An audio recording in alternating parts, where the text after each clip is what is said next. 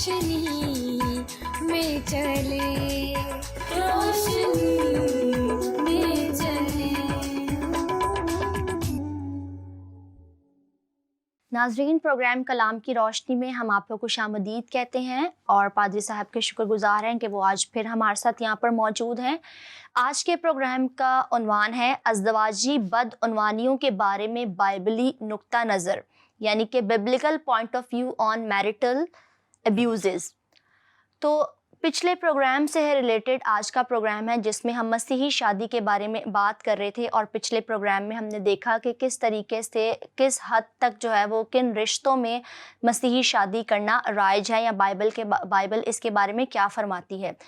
اسی پروگرام کو آگے لے جاتے ہوئے پادری صاحب میں آپ سے پوچھنا چاہوں گی کہ آپ ہمارے ناظرین کو بتائیے کہ ماڈرن ایج میں یا ہمارے کلچر میں ذاتوں کے بارے میں جو ہے وہ لوگ اس کو بہت اہمیت دیتے ہیں، جیسے گل ذات ہے، بھٹی ذات ہے، سوترا ذات ہے، تو اس کے بارے میں جو ہے وہ بائبل کے کوئی تعلیم ایسی موجود ہے، یا آپ اپنی پوائنٹ آف ویو بھی بتائیے اور بیبلیکل پوائنٹ آف ویو بھی بتائیے کہ بائبل اس کے بارے میں کیا کہتی ہے ذاتوں میں شادی کرنے کے بارے میں۔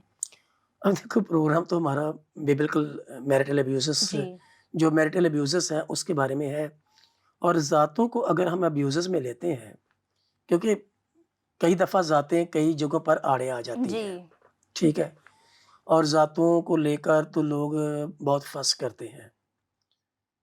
اب اس کو لفظ فس استعمال کرنا بھی پتہ نہیں مناسب ہے کہ نہیں ہے، کیونکہ لفظ ذات جو ہے، جو یہ ہمارے کلچر کا ہے، اور یہ جو معاملہ ہے ذات کا، یہ زیادہ تر ہمارے انڈو پاک میں موجود ہے۔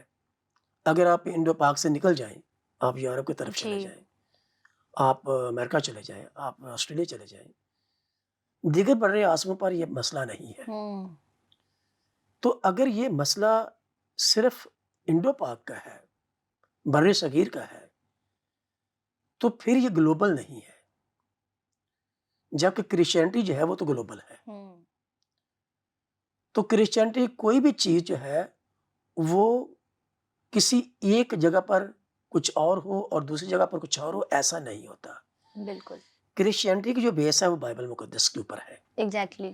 اور بائبل مقدس ہر جگہ پر وہی موجود ہے، اور جو عقائیاں بائبل مقدس کی میرے پاس ہیں کسی معاملے کے بارے میں، وہی عقائیاں ہر جگہ موجود ہیں، چاہے کوئی شخص امریکہ میں بیٹھا ہے، چاہے کوئی شخص یورپ میں بیٹھا ہے، یا کوئی شخص انڈو پاک میں بیٹھا ہوا ہے۔ تو جو بیبلیکل تعلیمات کی عقائیاں ہیں وہ تو بائبل بیسڈ ہے، پھر وہ یونیورسل ہے، وہ گلوبل ہے۔ لیکن اگر یہ ذاتوں کا معاملہ جو ہے وہ گلوبل نہیں ہے، تو دیٹ مینس کہ یہ ہمارا انڈو پاک کا مسئلہ ہے، یہ بائبل کا مسئلہ ہی نہیں ہے، ٹھیک، یہ کرسچینٹی کا مسئلہ ہی نہیں ہے۔ ٹھیک ہے۔ لیکن اگر ہم کسی طرح سے اس معاملے کو بائبل مقدس کے بیانات کے ساتھ ریلیٹ کر کے لوگوں کی رہنمائی کرنا چاہیں، تو ہم نے گزشتہ پروگرام میں بلڈ ریلیشن کی بات کی تھی۔ یہاں پر جو ذاتوں کی انڈرسٹینڈنگ ہے، جو ذاتوں کی تشریح کی جاتی ہے، جی وضاحت کی جاتی ہے، وہ یہ کی جاتی ہے کہ یہ جو لوگ ہیں جس میں گیلس ہیں، سوترے ہیں، بٹیس ہیں، ہر ذات کا شخص یہی بات کہتا ہے، جی ہماری فیملی ایک ہی ہے، ہمارا آپس میں بلڈ ریلیشن ہے، ہم کسی ایک شخص کی اولاد ہے جو چلے آ رہے ہیں۔ جی تو اگر بلڈ ریلیشن کی بات ہے تو یہ بیسیکلی ڈی این اے کی بات ہے آپ کی، اور ڈی این اے چینج نہیں ہوتا، چاہے وہ کتنی پشتیں کتنی نسلیں آگے چلا جائیں۔ تو جو بلڈ ریلیشن کی بات کی جاتی ہے ذات کے ساتھ، تو وہ پھر قریبی رشتہ دار کی بات ہے، جو ہم نے احبار کی کتاب میں ریفرنس جی جی پچھلے پروگرام میں کوٹ کیا تھا، 18واں باب جو جی ہاں۔ احبار کی کتاب کا ہے، تو اس میں بھی قریبی رشتہ داروں کی بات کی گئی، بلڈ ریلیشن کی بات کی گئی، اور منع فرمایا گیا کہ بلڈ ریلیشن میں آپ نے شادیاں نہیں کرنی۔ جی تو اگر تو ذات سے مراد جب یہ لیا جاتا ہے کہ بلڈ ریلیشن ہے، تو پھر بائبل مقدس اس میں منع فرماتی ہے، آپ اس کو قریبی رشتہ دار سمجھ کے ریجیکٹ کر دیں، یا ذات سمجھ کے ریجیکٹ کر دیں، یا پھر قریبی رشتہ دار سمجھ کے ریجیکٹ کر دیں، یہ بائبل کی بات پھر ریلیٹ ہوتی ہے کہ جو آپ کے بلڈ ریلیشن کے لوگ ہیں، جن کو آپ اپنے بلڈ ریلیشن کے لوگ سمجھ رہے جی ہیں، ان کے ساتھ تو بائبل مقدس بھی شادی کرنے سے منع فرماتی ہے. ٹھیک. ٹھیک ہے. جی. یہ اور بات ہے کہ اس میں کچھ لوگ میڈیکل ریزنس پہ لے آتے ہیں اور لوگ کہتے ہیں جی جو قریبی بلڈ کے لوگ ہیں ان کی آگے جو نسل پیدا ہوتی ہے اس میں کچھ نہ کچھ فزیکل پرابلمز ہوتی ہیں. نیچر کی پرابلمس جی ہاں. بن جاتی ہیں. تو اس لیے میڈیکلی بھی یہ بات سپورٹڈ نہیں ہے کہ میڈیکل اس کو سپورٹ کرتا ہو. اور میڈیکل کسی حد تک اس بات پر ایگری بھی ہے کہ جو بلڈ ریلیشن کی جو نسل ہے اس میں فزیکلی سائیکولوجیکلی کچھ پرابلمس کریٹ ہو جاتے ہیں. تو اس لیے میڈیکل بھی اس کو منع فرماتی ہے. اور بائبل مقدس بھی جو قریبی رشتہ داروں کی بات کرتی ہے کہ نہ کی جائے شادی اس میں، تو یہاں پر جو ذات کی تشریح کی جاتی ہے وہ یہی کی جاتی ہے کہ یہ تو ہمارے قریبی رشتہ دار ہے، یہ ہمارے بلڈ ریلیشن کی بات ہے، ہم تو ایک ہی فیملی کے لوگ ہیں. تو پھر اگر قریبی رشتہ دار کی بات ہے ذات کا مطلب، تو اگر ذات کا مطلب بلڈ ریلیشن کی بات ہے تو بائبل مقدس تو قریبی بلڈ ریلیشن میں شادی کرنے سے منع فرماتی ہے. ٹھیک ہے. اور اگر ہم نے ذات کو شرع میں ڈسکس کرنا ہے تو شرع پھر ذات میں شادی کرنے سے منع فرماتی ہے، اگر ہم اس پیرائے میں اس کو بیان کرنا چاہیں تو سمپل یہی بات ہے. اس کے علاوہ اگر آپ اور پیچیدگی اس میں دیکھنا چاہتے ہیں کہ شادی کرتے وقت پھر لوگ نہیں دیکھتے، پھر اس میں آپ کے اپنے انسانی جذبات آ جاتے ہیں، لڑکی لڑکے کے جذبات آ جاتے ہیں. لڑکے والوں کو پیرنٹس کو بھی لگتا ہے کہ چلو جی یہ رشتہ مناسب ہے، ہم کون سا جانتے ہیں ان کو، ہمیں کیا پتہ یہ صحیح طور سے ہماری، تو پھر وہ اپنی سپوزیشنز اس میں قائم مفروضے قائم کرنا شروع کرتے ہیں کیونکہ وہ اس کو کرنا چاہتے ہیں. تو پھر ذات کا عمل دخل وہ پیچھے لے جاتے ہیں، وہ اپنی خواہشات اور اپنے جذبات کو آگے لا کے تو اس کو کرنا چاہتے ہیں. بالکل. تو پھر ایک انسانی جذبات ہے، ایک شرعی جذبات ہے، شرع کی بات ہے. تو اگر ہم جس طرح سے ذات کو ڈیفائن کر رہے ہیں سمجھ رہے ہیں اس میں تو بائبل مقدس کے ساتھ یہ بات ریلیٹ ہو رہی ہے کہ قریبی رشتہ داروں میں بلڈ ریلیشن میں شادی بائبل مقدس نے منع فرمائی ہے. جی پادری صاحب یہ بات تو کلیئر ہے کہ کن رشتوں میں شادی کرنی ہے اور ذات پات کے تعلق سے بائبل کیا فرماتی ہے، اس پہ آپ نے اچھے طریقے سے جو ہے وہ روشنی ڈالی ہے. لیکن اب اگر ہم ایک کرسچن کپل کی بات کریں جس میں کوئی لڑائی جھگڑا ہو جاتا ہے تو دوسری شادی کے بارے میں جو ہے وہ بائبل کیا فرماتی ہے، اور کیا ایک کپل کے درمیان میں جب لڑائی جھگڑا ہو جاتا ہے تو طلاق کی کس حد تک گنجائش ہے، بائبل کا نقطہ نظر کیا ہے اس کے بارے میں؟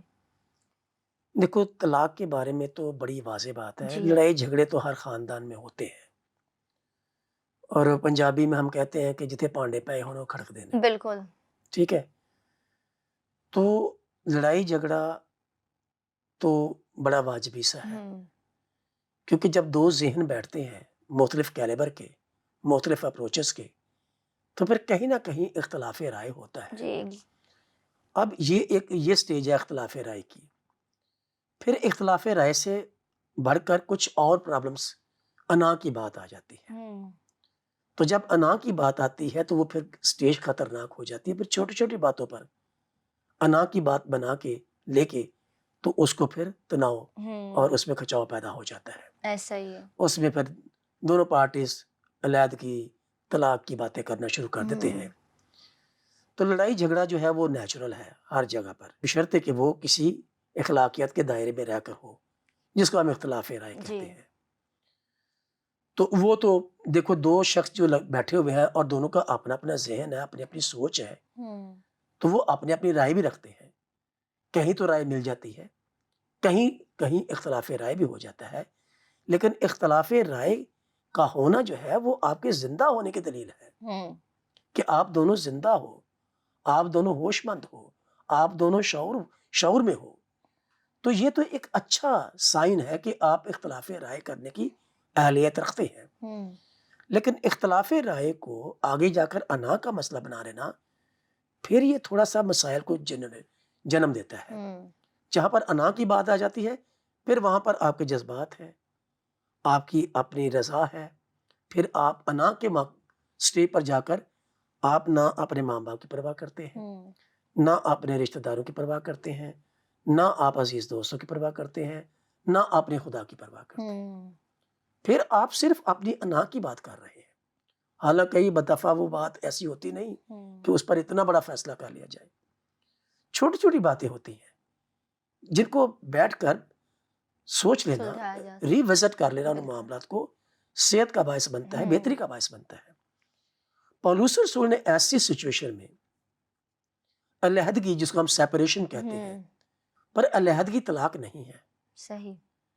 اور علیحدگی آپ کی ڈیزولیشن بھی نہیں ہے, ڈیزولیشن آف میرج. جی. علیحدگی مین جیسے پولس رسول نے کرنتھس کی کلیسیا کو خط لکھتے ہوئے 7ویں باب میں اس بات کا ذکر کیا ہے. کرنتھیوں کا نام پولس رسول کا پہلا خط اور اس کا 7واں باب, اور جو لوگ میرے ساتھ ہمارے پروگرام کے ساتھ جڑے ہوئے ہیں وہ ذرا اس کو دیکھیں ذرا. اور پولس رسول نے اس میں علیحدگی کی بات کی ہے کہ تھوڑی دیر کے لیے الگ ہو جائے, اور جب وہ الگ ہونے کی بات کرتا ہے تو وہ یہ نہیں کہتا کہ وہ چھوڑ دی جائے, ایک دوسرے کو چھوڑ دیا جائے. اگر آپ یہاں سے پڑھیں 10ویں آیت, 7ویں باب کی 10ویں آیت, مگر جن کا بیاہ ہو گیا ہے ان کو میں نہیں بلکہ خدا حکم دیتا ہے کہ بیوی اپنے شوہر سے جدا نہ ہو. اگر جدا ہو تو یا بے نکاح رہے یا اپنے شوہر سے پھر ملاپ کر لے. نہ بیوی شوہر کو چھوڑے اور نہ شوہر بیوی کو چھوڑے. لیکن جدا جو لفظ یہاں پر استعمال ہوا ہے, یہاں سے سیپریشن کا لفظ لیا گیا ہے کہ وہ سیپریٹ ہو جائے. لیکن سیپریٹ ہونے کا جو مقصد ہے پولس نے اس کا ذکر کر دیا ہے کہ وہ دونوں ملاپ کر لیں. تو ملاپ کرنے کی راہ جو ہے وہ آپ جب ایک دوسرے سے الگ ہو کے بیٹھیں گے, اپنے مسئلے کو, اپنے ایشو کو ری وزٹ کریں گے, کنسیڈر کریں گے, اس کو سوچیں گے, دیکھیں گے کہ کیا یہ معاملہ اتنا بڑا ہے کہ میں ایک اتنے عظیم اور پاک رشتے کو چھوڑ دوں. تو جو علیحدہ ہو کے سوچنے کا وقت ہے وہ بہت امپورٹنٹ ہے. لیکن جو علیحدگی کا, سیپریشن کا, الگ ہو کے سوچنے کا جو وقت ہے وہ طلاق کا نہیں ہے. صحیح, مطلب فار دا ٹائم بینگ یہ جو ہے وہ الگ. اور یہ جو سیپریشن کا کانسیپٹ ہے یہ بیسیکلی ری وزٹ اور ری تھنک کا وقت ہے. جی. دوبارہ سوچیں, لڑکا اپنے پادری سے ملے, اپنے معاملے کو دیکھے, اپنے باپ سے بات کرے, اپنے دوستوں سے بات کرے. لڑکی اسی طرح سے اپنے خیر خواہوں کے ساتھ, ان کے ساتھ جو ان کی کاؤنسلنگ کر سکتے ہیں, ان کے ساتھ وقت گزارے. تو مقصد اس علیحدگی کا یہ ہونا چاہیے جو پولس رسول نے ذکر کر دیا ہے کہ تاکہ وہ پھر میل ملاپ میں آ جائیں, دوبارہ مل جائیں. لیکن طلاق کے بعد تو دوبارہ ملنے کی گنجائش کوئی نہیں ہے. تو طلاق کا جہاں تک کانسیپٹ ہے اس کے لیے تو بائبل مقدس کا ایک بڑا کلیئر کٹ کانسیپٹ ہے کہ طلاق کی کوئی گنجائش نہیں ہے. کرسچن میرج میں طلاق کی کوئی گنجائش نہیں ہے. میں آپ کو ایک حوالہ دیتا ہوں جو کہ جو پہلے بھی میں نے پچھلے پروگرام میں بھی اس بات کا ذکر کیا تھا, اور میں یہاں پر تھوڑا سا اپنے ناظرین کو چاہتا ہوں کہ وہ ہمارے ساتھ اس حوالے پر آئیں ذرا. متی رسول کی معرفت لکھی گئی انجیل اس کا 19واں باب لکھا ہے, اور فریسی اسے آزمانے کو اس کے پاس آئے, یسوع مسیح کے پاس آئے, اور کہنے لگے کیا ہر ایک سبب سے اپنی بیوی کو چھوڑ دینا روا ہے؟ کیونکہ یہودیوں میں یہ بات تھی. یہودیوں میں دراصل 2 مکتبہ فکر تھے, ایک ہیلل سکول آف تھاٹ تھا اور ایک شمی سکول آف تھاٹ تھا. ہیلل یہ کہتا تھا جی کسی بھی وجہ سے آپ طلاق دے سکتے ہیں. شمی جو تھا ہی واز ایونجیلیکل, ہیلل جو تھا ہی واز لبرل تھیولوجین, اور شمی جو تھا وہ ایونجیلیکل تھا, بیبلیکل بیس, بائبل بیس تھا. شمی یہ بات کہتا تھا کہ کسی بھی وجہ سے طلاق نہیں دی جا سکتی. طلاق دینے کی اگر کوئی ریزن ہے یہودیت میں, اسرائیلیوں میں, تو پھر وہ وہی وجہ ہے جس کا ذکر احبار کتاب میں ہوا ہے, حرام کاری, جہاں پر لفظ یونانی زبان میں پورنیا آیا ہے, اور پورنیا یونانی زبان کا وہ لفظ ہے جس سے ہمارا انگریزی زبان کا لفظ فورنیکیشن بنا ہے. اب انگریزی زبان میں فورنیکیشن ایک لفظ آیا ہے, لیکن انگریزی زبان میں ایک اور لفظ بھی حرام کاری کے لیے ہے جس کو اڈلٹری ہم کہتے ہیں. ٹھیک ہے, اب اڈلٹری اور فورنیکیشن کئی دفعہ تو انٹرچینجبلی لوگ یوز کر جاتے ہیں, لیکن سوال یہ پیدا ہوتا ہے کہ ایک ہی زبان میں ایک ہی بات کے لیے, ایک ہی خیال کے لیے 2 لفظ کیوں ہیں؟ کوئی بھی زبان کسی ایک خیال کے لیے دو لفظ نہیں کہتی، نہ بولتی ہے نہ ہے، جی لیکن اگر کچھ لفظ قریب قریب ہے تو ان میں کوئی نہ کوئی باریک سا فرق ہے ایگزیکٹلی. انڈرسٹینڈنگ میں. کچھ لوگ کہتے ہیں جی فورنیکیشن اور اڈلٹری انٹرچینجبل ورڈز ہیں، لیکن یہ انٹرچینجبل ورڈز نہیں ہیں، کیونکہ پورنیا جو ہے گریک زبان کا لفظ، اس سے وہ حرام کاری مراد ہے جو نکاح سے پہلے کی زندگی میں ہوتی ہے، جی پری میرٹل لائف میں حرام کاری. اور اڈلٹری کی جو لینگویج ڈیفائن کرتی ہے وہ پوسٹ میرٹل حرام کاری ہے، صحیح. شادی سے پہلے حرام کاری اور شادی کے بعد حرام کاری. احبار کی کتاب میں اور یسوع مسیح نے جب ذکر کیا کہ حرام کاری کے سوا طلاق دینا جائز نہیں ہے، تو یسوع مسیح نے بھی اسی حوالے کو بیس بنایا تھا، پورنیا کو، کہ پورنیا جو ہے فورنیکیشن جو ہے اس کی بنا پر آپ طلاق دے سکتے ہیں. اب اس کی طلاق کی کیا ضرورت ہے؟ احبار کی کتاب میں پورا اس کا سچویشن بیان کی گئی ہے، اور احبار کی کتاب اور استثناء کتاب میں بھی اس بات کا ہمیں ذکر ملتا ہے. استثناء 22واں باب. جی اور اگر میرے ناظرین جو ہیں وہ اس کو دیکھ لیں میرے ساتھ تو زیادہ بہتر ہوگا. یہاں پر کلام مقدس میں بڑا واضح طور پر اس بات کا ذکر آیا ہے. 22واں باب 13ویں آیت. اگر کوئی مرد کسی عورت کو بیاہے اور اس کے پاس جائے، بیاہے کا مطلب کہ وہ اس کے نکاح میں آ جائے، جی. نکاح ہو جائے، نکاح ہو گیا ہے. جب نکاح ہو جاتا ہے تو طلاق کی بات تو نکاح کے بعد ہوتی ہے. بالکل. وہ کہتا ہے کہ اگر کوئی مرد کسی عورت کے ساتھ نکاح باندھ لے، اس کے بعد اس کے پاس جائے اور بعد اس سے نفرت کرے، شرمناک باتیں اس کے حق میں کہے اور اسے بدنام کرنے کے لیے دعویٰ کرے کہ میں نے اس عورت سے بیاہ کیا، نکاح کیا، اور جب میں اس کے پاس گیا تو میں نے کنوار پن کے نشان اس میں نہیں پائے، تو گویا کہ وہ اس کی حرام کاری کا فورنیکیشن کا ذکر کر رہا ہے.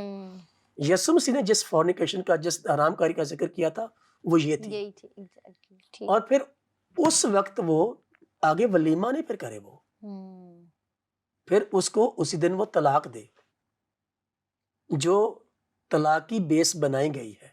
اصل میں جو بیس ہے کرسچینٹی میں طلاق کی وہ فورنیکیشن ہے، اڈلٹری نہیں ہے. تراجم میں جا کر پھر لفظ کئی دفعہ اڈلٹری آیا ہے. شادی کے بعد جب اڈلٹری کوئی خاتون کرتی ہے تو اس میں آدمی کی بھی خرابیاں ہیں، اس میں وہ بھی ذمہ دار ہے. صحیح. کیونکہ پولس رسول نے کرنتھس سے کلیسیا کو خط لکھتے ہوئے جو ہم نے حوالہ پڑھا ہے 7واں باب جو ہے، اس میں لکھا ہے کہ مرد اپنی ذمہ داریاں ادا کرے اور جو عورت ہے وہ اپنی ذمہ داریاں ادا کرے.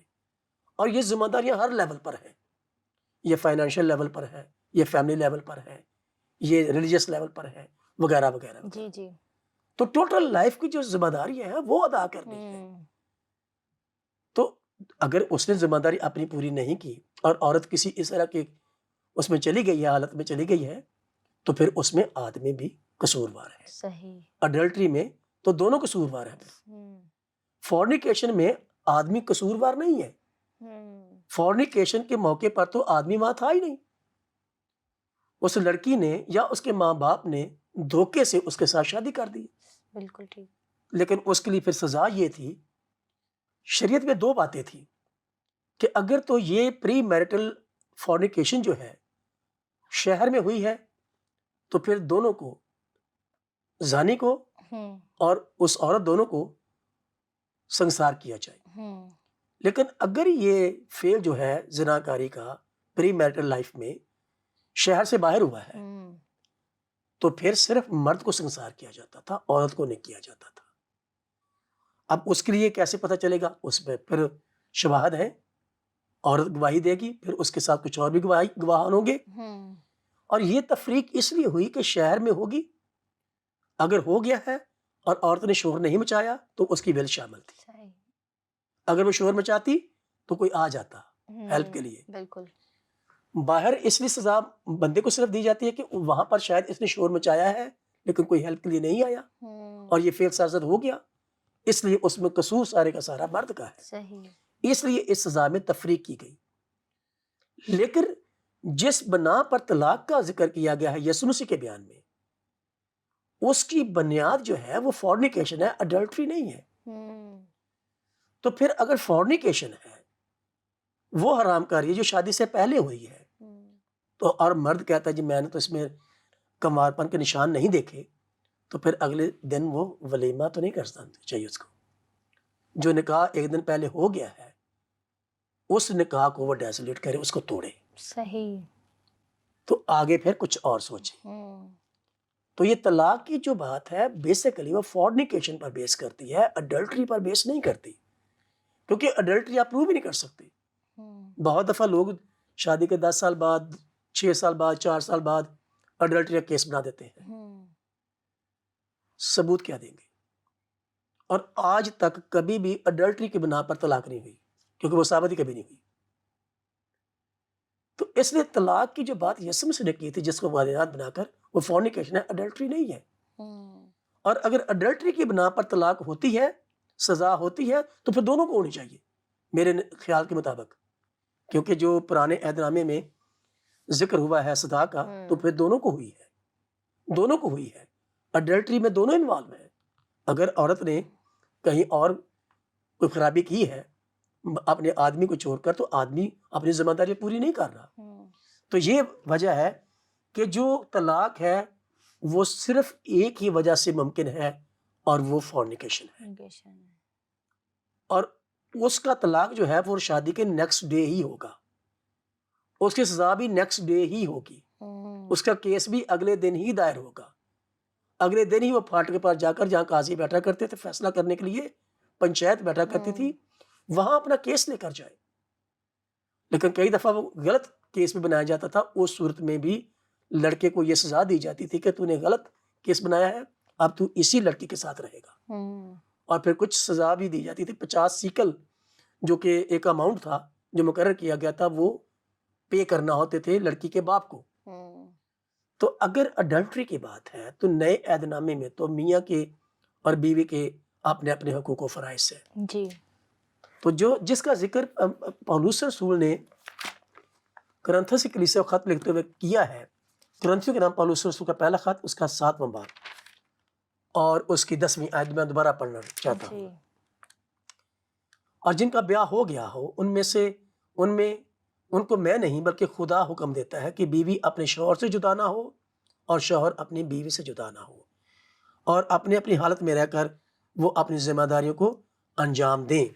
پولس رسول جو ہے وہ اس بات کا ذکر کرتے ہیں کہ ایک دوسرے کا حق ادا کریں. جو ذمہ داری جس کے پاس ہے وہ اس ذمہ داری کو پورا کرے، اور ذمہ داریوں کو اگر مرد نہیں پورا کرتا تو پھر عورت جو ہے وہ اس طرح کی آزمائشوں میں چلی جاتی ہے.